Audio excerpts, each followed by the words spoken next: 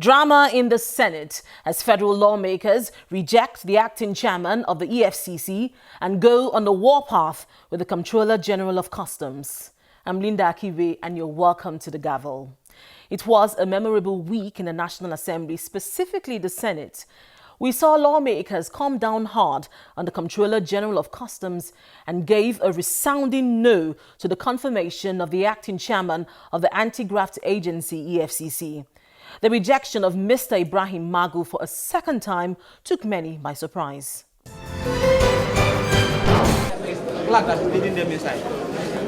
Unsuccessful at the first attempt.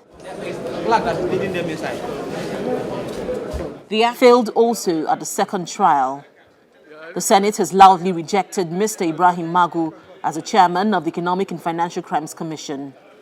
President Buhari had sent the nomination of Mr. Ibrahim Magu to the Senate for confirmation a second time after the Senate refused to confirm the nominee the first time because of a security report from the Department of State Services, which indicted him on corruption allegations.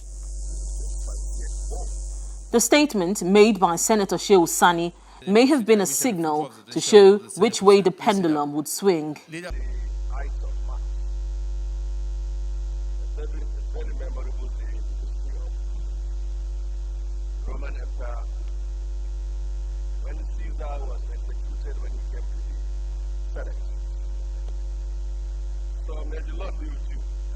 However, federal lawmakers still questioned Mr. Magu on several issues, namely corruption within the EFCC, unlawful detention of suspects, and the EFCC's disregard for court orders.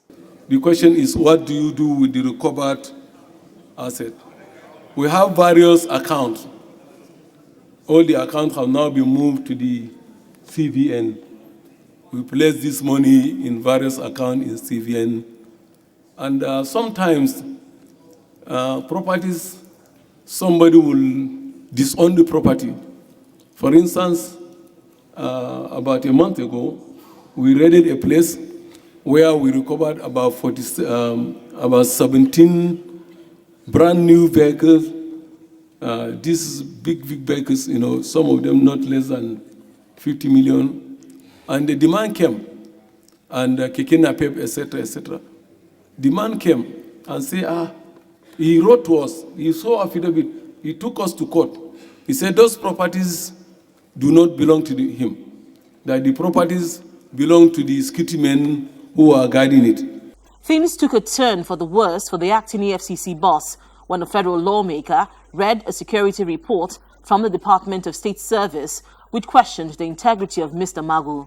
In the security report, the DSS is accusing Mr. Magu of allegedly using his position to settle personal scores, maintaining a high-profile private life, and conniving with an individual, Umar Mohammed, to approach clients for possible exploitation, favors, and associated returns.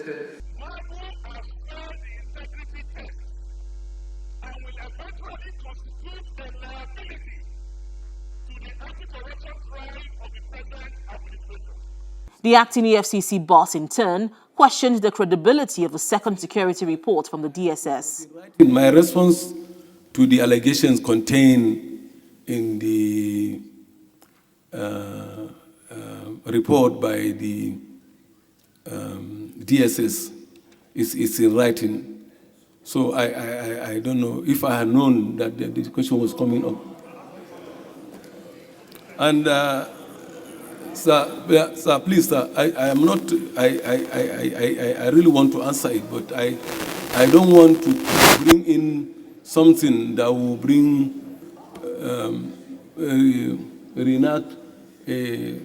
rather bring in bad relationship between sister agencies. Sir. There were 2 of such reports submitted to this office the same day. There were 2 of such reports submitted to this office by the same law enforcement agency.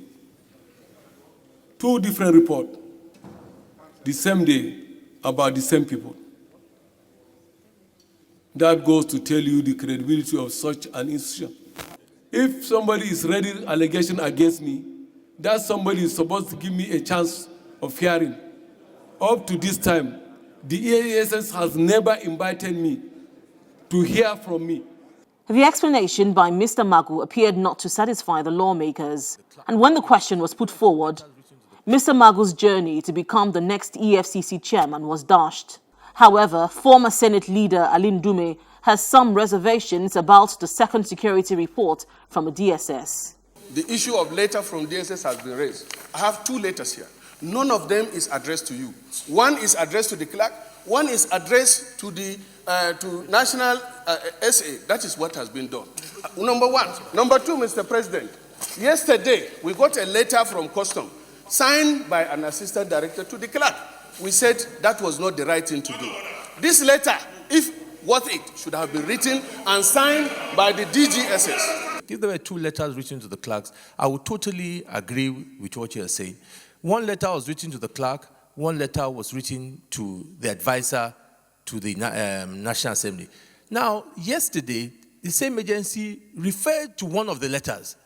I think if there was any ambiguity beforehand, that has been there. But as you rightly said, this is a matter that we have ruled about. And I think it's important for us. We should not rubbish an institution for the process of a process. We're not here for individuals.